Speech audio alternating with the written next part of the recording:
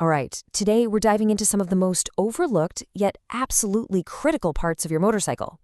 We're talking about the components that take all that glorious engine power and actually get it to the rear wheel. Most riders don't give them a second thought until, well, things go sideways. So let me ask you a question. When you think about your bike's performance, what comes to mind? The engine, right? Maybe the tires, suspension? And yeah, those are all huge. But there's another system hiding in plain sight that so many of us neglect until it's way, way too late.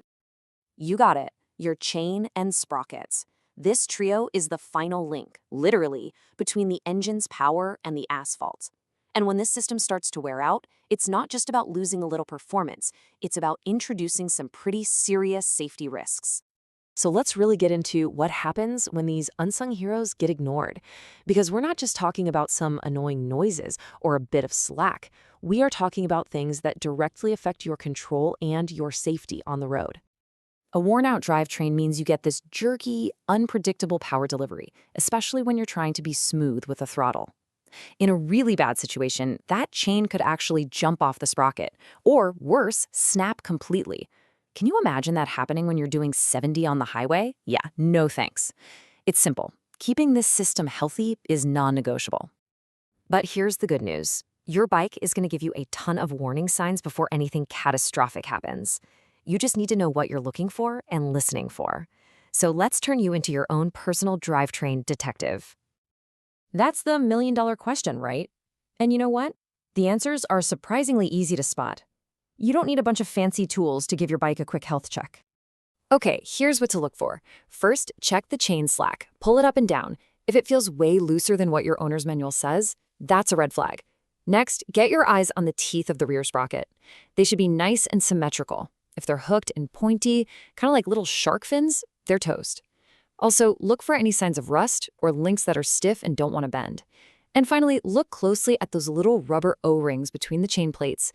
If they look cracked, brittle, or just plain missing, the grease inside is long gone. Time for a new chain. All right, so you've done your inspection and the verdict is in. The drivetrain is done. Now comes the fun part. This is your chance to not just replace the old, worn-out stuff, but to actually upgrade your bike's performance. So when you're picking a new chain, you'll mainly see two types, O-ring and X-ring. The classic O-ring is just a simple round gasket that seals in the grease. It's fine. But the X-ring is a much smarter design. See, it has 4 contact points instead of just 1. This creates a way better seal, which means it holds on to that crucial lubricant for much, much longer. It reduces friction, it lasts longer. Yeah, it might cost a few extra bucks up front, but believe me, it is absolutely the better long-term value. Now, here's something a lot of people don't even think about. It's not just about how tough the parts are. It's about how much they weigh. And when we're talking about parts that spin really, really fast, weight is the ultimate enemy of performance. Just look at this. Swapping out heavy stock parts for lightweight aftermarket ones can save a surprising amount of weight. And because this is rotational mass, the benefits are huge. It means your engine spins up the rear wheel faster, giving you quicker acceleration. It also means your suspension has less work to do, which makes the bike feel more nimble and responsive. It's a win-win. Okay, you've got your brand new, shiny parts. Let's talk installation. Now, we're not going to do a full step-by-step tutorial here, but we are going to focus on the 3 absolute, non-negotiable principles for getting this job done safely and correctly. Think of these as the 3 commandments of a chain and sprocket job. 1, torque every bolt to the exact manufacturer specification. 2, use a thread locker like Loctite so vibration doesn't back those nuts out. And 3, rivet the master link perfectly. You nail these 3 things, and you're golden. And when we say to spec, we mean it. For the sprocket nuts, for example, the source material calls for exactly 50 Newton meters. This isn't a get it good and tight situation. You have to use a torque wrench. It is the only way to know for sure that those nuts are secure and not going anywhere. And now for the final and maybe most critical step, riveting the master link. This is what connects your chain into one solid loop. You have to use a special tool to flare the pins just right. If you go too tight, the link will bind up. Too loose, and the side plate could pop off. This single step is probably the most important safety check of the entire job. You have to get it right. Okay, before we wrap this up, I want to talk about a piece of garage advice that you've probably heard 1,000 times. It's a fact that's been passed down for generations. But as our source material showed, it's just not true.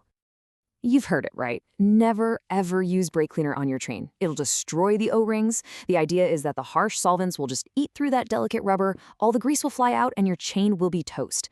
It sounds plausible. It's been repeated as gospel forever. And it is completely, 100% false. And here's the proof. The source for this explainer didn't just talk about it. They actually soaked brand new O-rings in a tub of brake cleaner. And what happened? Absolutely nothing. The O-rings came out perfectly fine. No melting, no swelling, no damage at all. The conclusion is clear. Brake cleaner is a fantastic, fast, and totally safe way to get all that gunk off your sealed chain. Myth? Busted. So after all is said and done, what's the reward for all this attention to detail? Well, you get a bike that is measurably safer. You get a bike that puts power down more smoothly and feels more responsive. And hey, let's be honest, a fresh chain and sprockets, especially a cool gold one, just looks amazing. It's a job that pays you back in performance, confidence, and just plain pride in your ride. So the next time you're out for a ride, just listen. Feel how that power is getting to the ground. And when you get home, take 30 seconds and give that chain and sprocket a good look. Your drivetrain is always talking to you, telling you exactly what it needs. The only real question is, are you listening?